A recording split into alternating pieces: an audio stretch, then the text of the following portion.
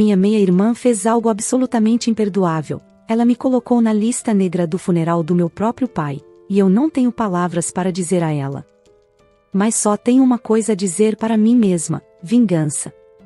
Meu nome é Bárbara e tenho 32 anos. Nunca precisei sentir ódio ou raiva do meu pai, ele tem 60 anos.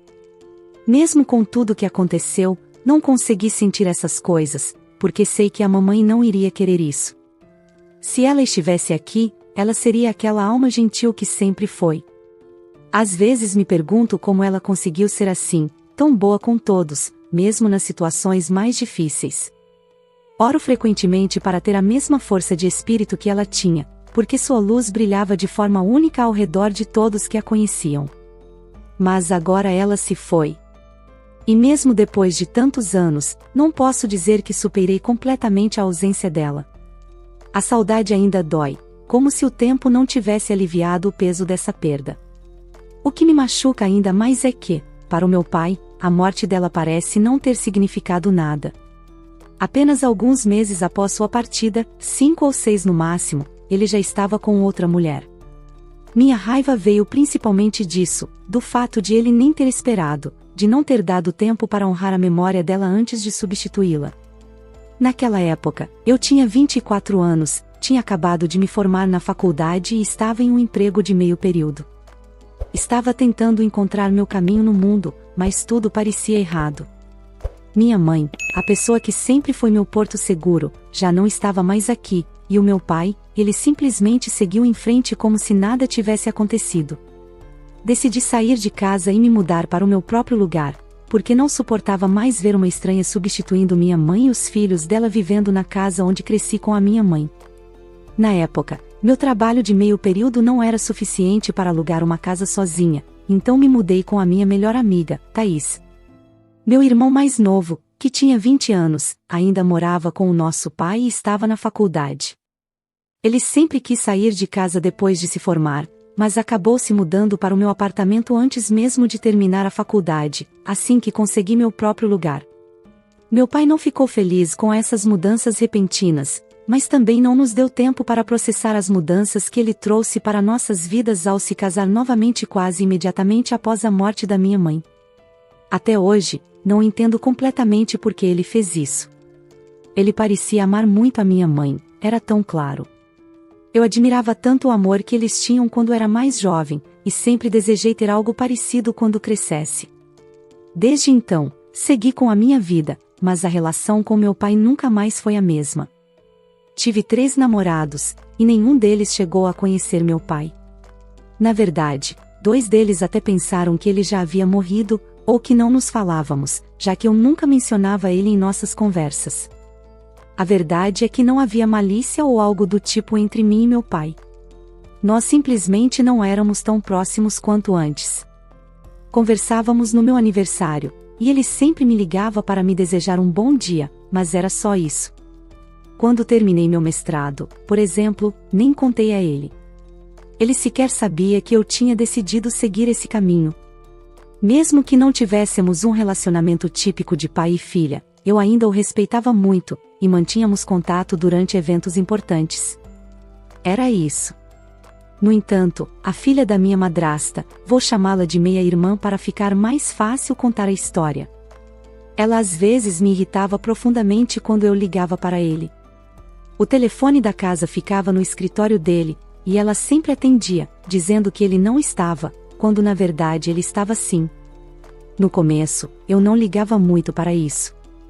Mas depois de um tempo, ela começou a exagerar. Isso foi me irritando tanto que me fez perceber o principal motivo pelo qual eu quase cortei os laços com meu pai desde o início. Acabei parando de ligar para ele por um tempo. Meu pai percebeu e me perguntou o que estava acontecendo. Foi aí que eu contei o que sua enteada estava fazendo.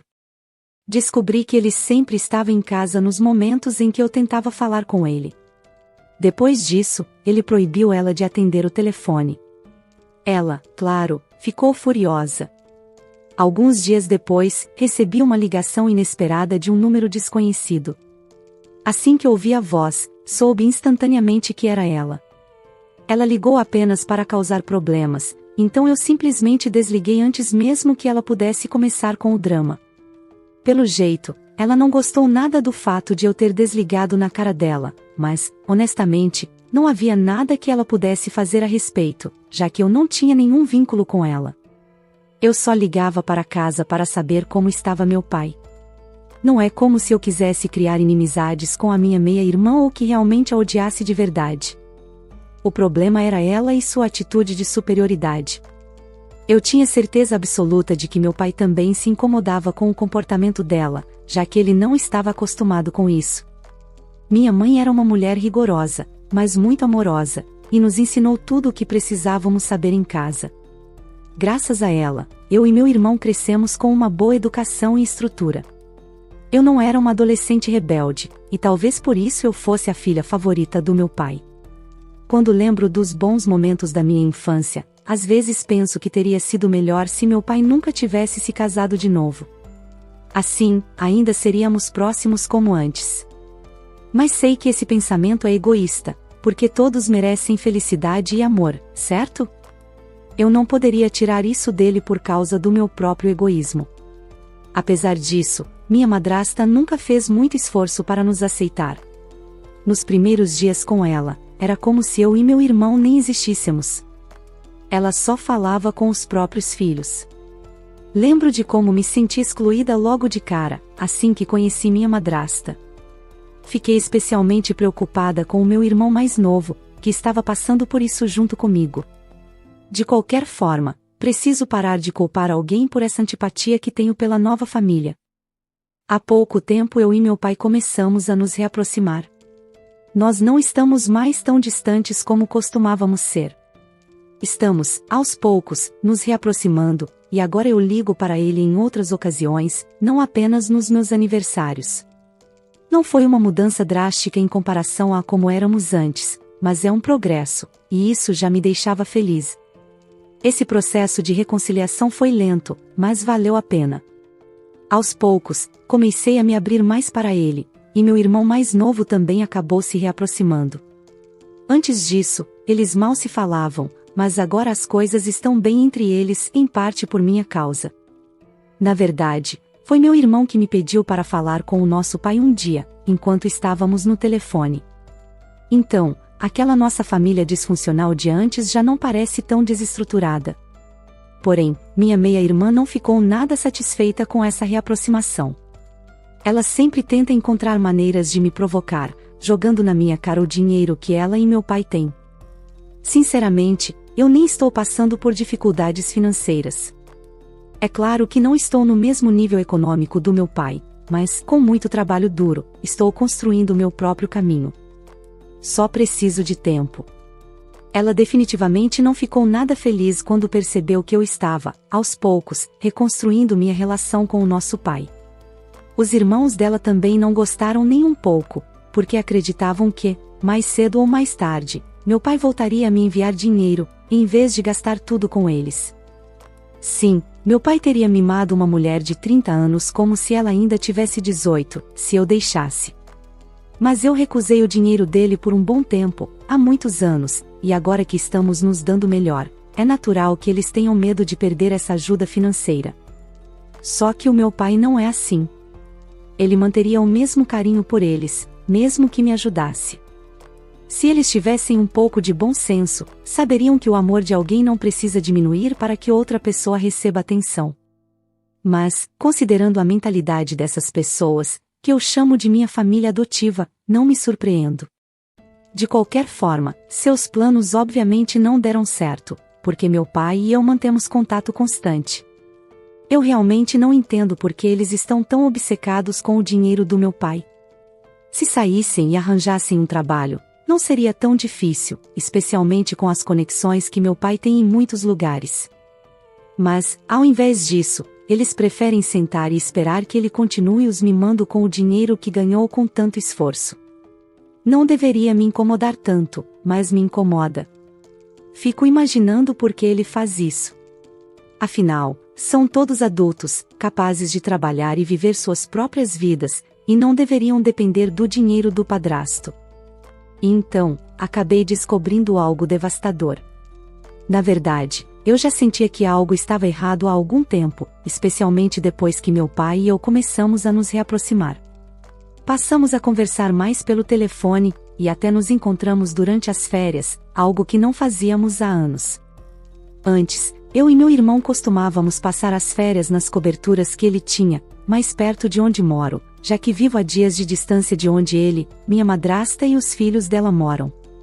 Agora, ao pensar nisso, me pergunto se, naquela época, eu realmente me distanciei tanto por causa de algum ressentimento profundo contra ele. Será que, no fundo, eu odiava meu pai por tudo o que aconteceu? Não sei, e sinceramente espero que não. A última coisa que eu gostaria era que ele se sentisse culpado por algo que talvez fosse apenas uma reação natural minha ao que vivemos. A verdade é que, durante uma dessas conversas por telefone, em uma fria manhã de inverno, ele parecia tão triste, tão abatido. Quando perguntei, ele me disse que estava resfriado. Mas, com o passar dos dias, a situação só piorou, e eu percebi que aquilo não era apenas um resfriado. Preocupada, disse a ele que podia contar comigo para qualquer coisa, que eu estaria lá, mesmo depois de todo o tempo que passamos afastados. Eu queria tanto compensar tudo aquilo. Foi então que ele me contou. Ele estava com câncer. E vinha lutando contra isso nos últimos meses, sem que eu soubesse. Meu coração ficou em pedaços. A dor de saber que eu estava perdendo meu pai era imensa, mas ao mesmo tempo, eu sabia que ele devia estar sofrendo ainda mais, carregando essa doença em silêncio. Decidi que, mesmo que eu não pudesse fazer muito, eu estaria lá para ele. A proximidade que reconquistamos nesses momentos foi uma das melhores coisas que aconteceu desde a morte da minha mãe. Infelizmente, eu também descobri que minha madrasta e os filhos dela não estavam fazendo nada para ajudá-lo. Eles mal mostravam qualquer tipo de preocupação.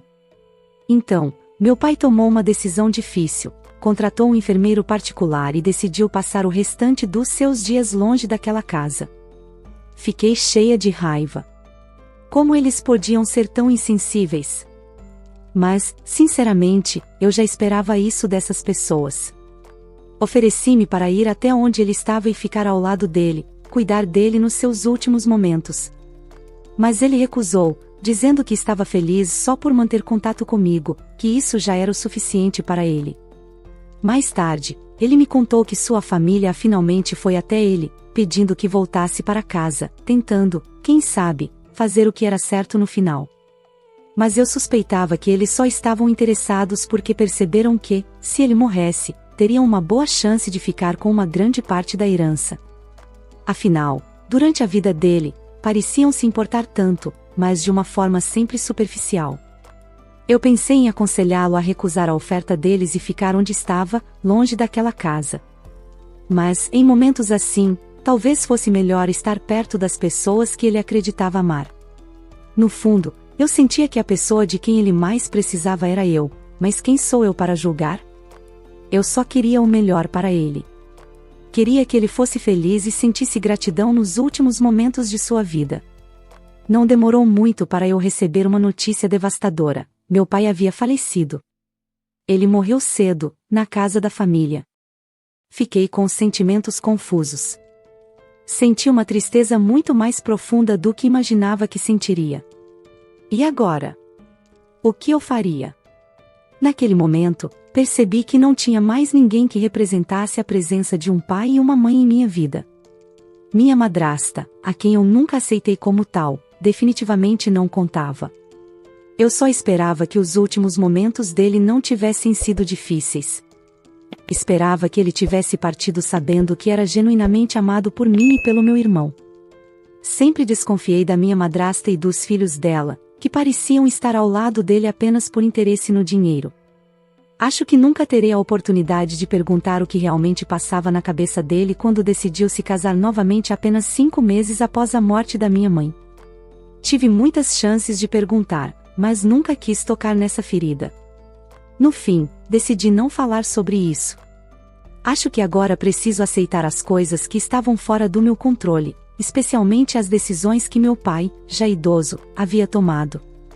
Eu realmente espero o melhor para ele, onde quer que ele esteja agora. A semana seguinte foi difícil para mim. estava simplesmente vivendo no automático, me sentindo deprimida e triste com a morte do meu pai. Não imaginava que esse sentimento duraria tanto tempo, mas ele permaneceu. Mesmo assim, eu precisava descobrir o que minha madrasta estava planejando para o funeral dele. Tentei ligar para minha outra meia-irmã, mas ela não atendeu. Provavelmente a irmã dela já havia dito para não responder minhas ligações. Então, liguei para a mãe delas, e ela me informou que o enterro já estava marcado. Em seguida, me perguntou por que eu parecia tão mal-humorada ao telefone. Quero dizer, meu pai acabou de morrer, o que ela realmente esperava? Antes que eu pudesse responder, ela disse: não é como se você estivesse ao lado dele. Você nunca se importou, então não comece a agir de forma estranha agora que ele se foi. Eu não soube o que dizer na hora, embora soubesse que não havia necessidade de responder a algo assim. Era como se alguém te dissesse que você tem uma cauda, e você simplesmente soubesse que não tem, mas a pessoa continuasse insistindo. Nesse ponto, é melhor deixar que pensem o que quiserem. Desliguei e prometi a mim mesma que não falaria com aquela mulher por um bom tempo. A única razão pela qual eu liguei foi para saber sobre o enterro do meu pai. Por que mais eu teria pegado o telefone para discar o número dela? Depois que desliguei, percebi que tinha planejado pedir para contribuir com o funeral, mas como eu poderia me obrigar a ligar para ela novamente? Engoli meu orgulho e peguei o telefone mais uma vez. Desta vez, ela atendeu no primeiro toque e gritou no telefone, o que me irritou profundamente. Disse a ela que queria ajudar com o planejamento do funeral do meu pai, e ela riu, debochando: você acha que pode fazer alguma diferença no funeral do meu marido? Nem acredito que você teve coragem de pedir isso. Talvez devesse usar esse dinheiro para consertar sua vida miserável. Ela desligou sem me deixar responder. Fiquei me perguntando como meu pai aguentava viver com ela. E quem disse que eu estava falida? Suspeito que sua primeira filha tenha espalhado esse boato ridículo. Honestamente, estou indo muito bem para alguém de 32 anos. Essas pessoas definitivamente estão mentindo para si mesmas, mas o que importa? O fato é que eu nem poderia contribuir para o funeral do meu pai, o que não deveria ser crime algum. Sou literalmente a primeira filha dele, a herdeira, e deveria ter alguns direitos que eles nem deveriam questionar. Agora, deixei isso para trás e me concentrei em comparecer ao enterro do meu pai. A data estava se aproximando rapidamente, e eu não queria ser pega de surpresa com trabalho e outras obrigações. Já havia informado meus funcionários no meu negócio, e sabia que ficaria ausente por alguns dias, embora não tivesse certeza de quanto tempo seria necessário, já que meu pai morava muito longe de onde eu vivia. Tirei uma semana de folga, só por precaução. Naquele ponto, já havia avisado meu irmão sobre a morte de nosso pai, e ele também queria comparecer ao funeral. Decidimos nos encontrar na casa dele, já que era mais perto, embora ainda distante de onde meu pai morava. Levei 2 dias para chegar lá, e depois de 36 horas de viagem, finalmente me acomodei. Decidimos nos mover nos próximos 2 dias, já que o funeral aconteceria em 5 dias. Partimos no segundo dia, e a viagem levou 3 dias para chegar ao local. Quando finalmente chegamos, ficamos chocados com o que encontramos. Vocês acreditam que não nos deixaram entrar no local? Ficamos do lado de fora por uns 20 minutos, discutindo e implorando para entrar, enquanto os seguranças, responsáveis pela entrada dos convidados, não permitiam. Era um funeral privado, com poucos familiares e amigos próximos, mas jamais imaginei que seríamos impedidos de participar do funeral do nosso próprio pai. Logo percebi que só poderia ser obra da minha madrasta e dos filhos dela. Perguntei aos seguranças quem tinha dado essa ordem, mas eles se recusaram a dizer. Cerca de 1 hora depois, enquanto ainda estávamos do lado de fora, minha meia-irmã ligou para um dos seguranças para perguntar como as coisas estavam indo. Ouvi a voz dela e, naquele momento, tive a confirmação de que ela estava por trás disso. Fiquei completamente indignada e furiosa. A mãe dela, que se casou com meu pai e entrou para nossa família, nunca retribuiu nossos esforços para aceitá-la. E agora, sua filha estava nos impedindo de participar do funeral do nosso próprio pai. Peguei meu celular e comecei a ligar para alguns parentes e para pessoas influentes que conheci por meio do meu pai. Foi assim que descobri que minha meia-irmã também havia bloqueado o lado da família da minha mãe de participar do funeral. Eles nem sequer foram convidados. Quando tudo já havia terminado, fomos até o cemitério para deixar flores no túmulo, já que não conseguimos participar da cerimônia. Acabei chorando incontrolavelmente, mas meu irmão e minha melhor amiga estavam lá para me consolar. Curiosamente, eu nem sabia que minha melhor amiga estaria lá. Fazia um tempo que não conversávamos, pois estávamos ocupadas com nossas vidas. Fiquei muito feliz em vê-la e grata por ela estar lá por mim em um dia como esse. Mas, mesmo com o apoio deles, fiquei muito triste e irritada com minha família adotiva. Esperava nunca mais precisar cruzar o caminho da minha meia-irmã no futuro, e o mesmo valia para ela. 2 semanas depois, ouvi que o testamento do meu pai seria lido naquele dia. Descobri que ele e sua esposa tinham assinado um acordo pré-nupcial que seria revelado após sua morte, e o advogado dele queria que comparecêssemos. Tenho certeza de que, se não fosse pela insistência do advogado, minha família adotiva nem teria se dado ao trabalho de nos informar. Ainda estávamos na cidade, pois decidimos aproveitar um pouco antes de voltar. Teríamos perdido o funeral de qualquer forma, já que não nos permitiram entrar. Liguei para minha empresa e informei aos funcionários que continuassem trabalhando, explicando que eu ficaria fora por um tempo. Assim, a única coisa que eu precisava fazer enquanto estava lá era aproveitar e me divertir com as pessoas mais próximas da minha vida, meu irmão e minha melhor amiga. No dia da leitura do testamento, nos preparamos e fomos até a casa da família, onde o documento seria lido. Aquele lugar trouxe muitas lembranças, e apesar da presença da minha família adotiva, que deixou evidente o quanto as coisas tinham mudado ao longo dos anos, eu estava feliz por estar ali. Assim que entramos, minha meia-irmã perguntou com um tom de desprezo: "O que eles estão fazendo aqui? Se perderam no caminho ou algo assim?" Eu apenas sorri e disse: "Tenho certeza de que não estamos perdidos. Somos uma família de verdade, não somos." Ela me olhou com irritação e disse: "Tanto faz. Façam o que quiserem, só não causem problemas enquanto estiverem aqui. E não atrapalhem nada." Sua mãe e seus irmãos riram e seguiram com seus afazeres, o que me fez pensar por que eu realmente estava ali. No entanto, não deixei que a negatividade deles ofuscasse meus pensamentos. Meu pai sempre foi meu herói quando eu era criança, e independentemente de como minha família fosse diferente, ele sempre seria meu pai. Eu não perderia a leitura de seu testamento, especialmente depois de já ter perdido seu funeral. Sentei-me confiante à mesa redonda e olhei para o advogado. Ele me deu um sorriso breve, apertou minha mão e disse: "Então, você é a filha mais velha do Sr. Fulano?"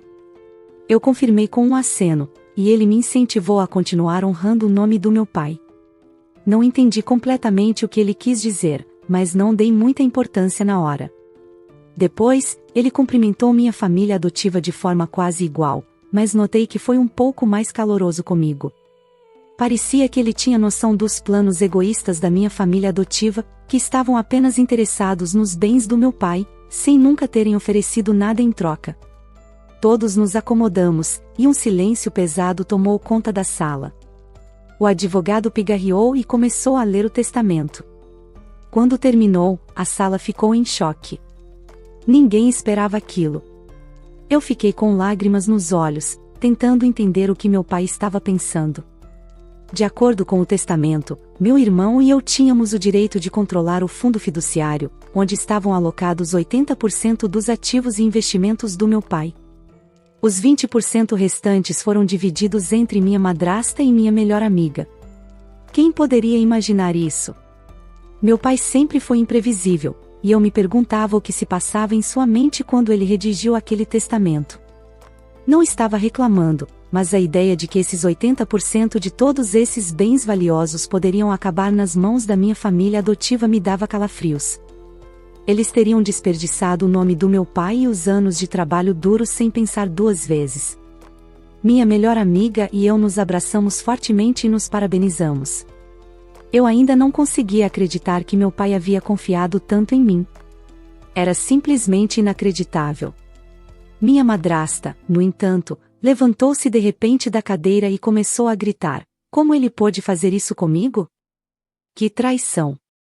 Ela chorava alto e caiu no chão. Seus filhos correram até ela para consolá-la.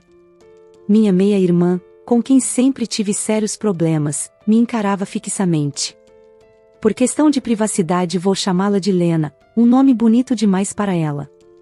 Eu já não aguentava mais toda aquela confusão na sala. Então, me levantei e pedi ao meu irmão e à minha melhor amiga que saíssemos. Quando saímos da sala, 1 minuto depois, vi Lena correndo na minha direção. Ela estava sem fôlego quando me alcançou e colocou a mão no meu ombro para se apoiar. Afastei sua mão imediatamente, me perguntando o que ela queria dessa vez, ou que drama ela estava prestes a criar depois do que acabará de acontecer com a mãe dela. Você anda muito rápido. Quase desapareceu, disse ela. Então, perguntou, vocês estão voltando para o hotel ou onde estão hospedados? Achei estranho, já que eu nunca havia dito a ela onde estávamos hospedados. Como ela sabia que estávamos em um hotel? Não respondi nada. Ela continuou, eu sei que você provavelmente desconfia de mim por causa do nosso passado, mas por que não deixamos isso para trás e tentamos nos dar bem? Eu sabia exatamente o que ela queria. Com um sorriso frio, sacudi a cabeça e disse, Lena, eu sei o que você está tentando fazer, mas para não desperdiçar o tempo de nenhuma de nós, vou te dizer agora, você não vai conseguir nenhuma parte da minha herança. Sem grandes surpresas, ou talvez com alguma, Lena não desistiu de tentar ganhar meu favor. Mesmo após aquele dia, ela continuou me ligando. Demorei um tempo para tomar uma decisão, mas acabei optando por me mudar para o país onde cresci, o que não só traria mais tranquilidade, mas também tornaria mais fácil administrar tudo o que envolvia o legado do meu pai. Após organizar o processo de mudança, fiz os planos necessários e resolvi alguns negócios pendentes. Já havia passado uma semana desde a leitura do testamento. Meu irmão e minha melhor amiga também concordaram em se mudar comigo para o país onde crescemos.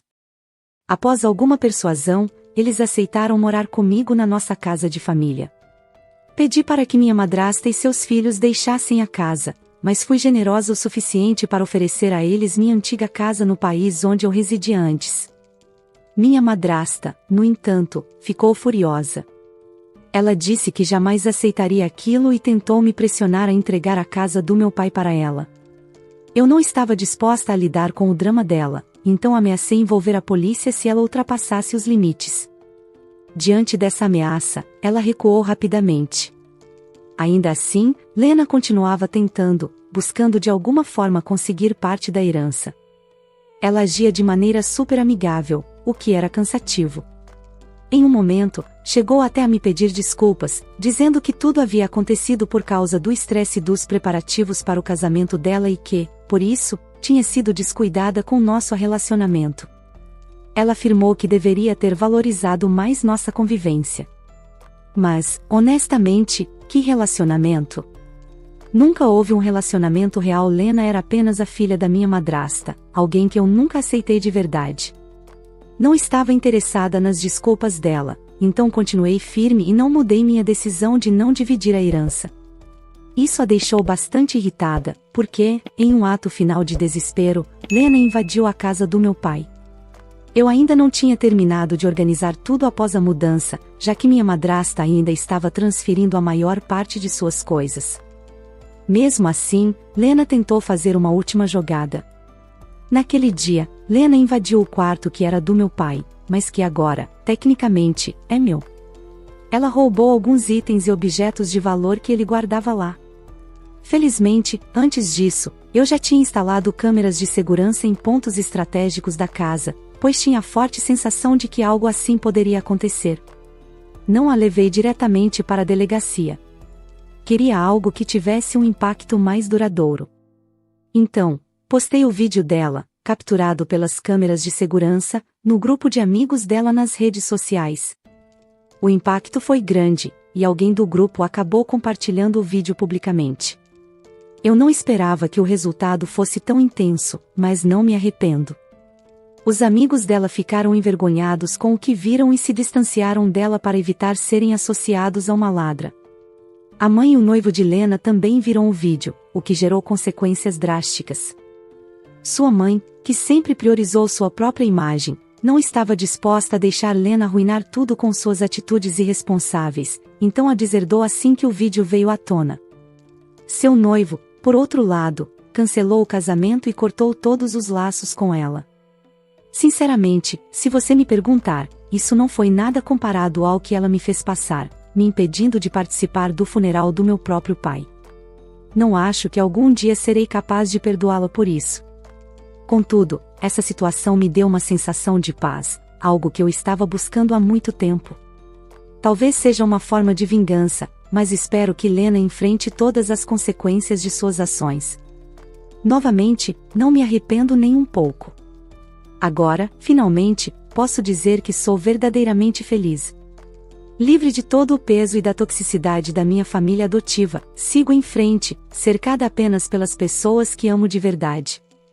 Ao lado do meu irmão e da minha melhor amiga, estou construindo uma nova vida, longe de toda aquela amargura.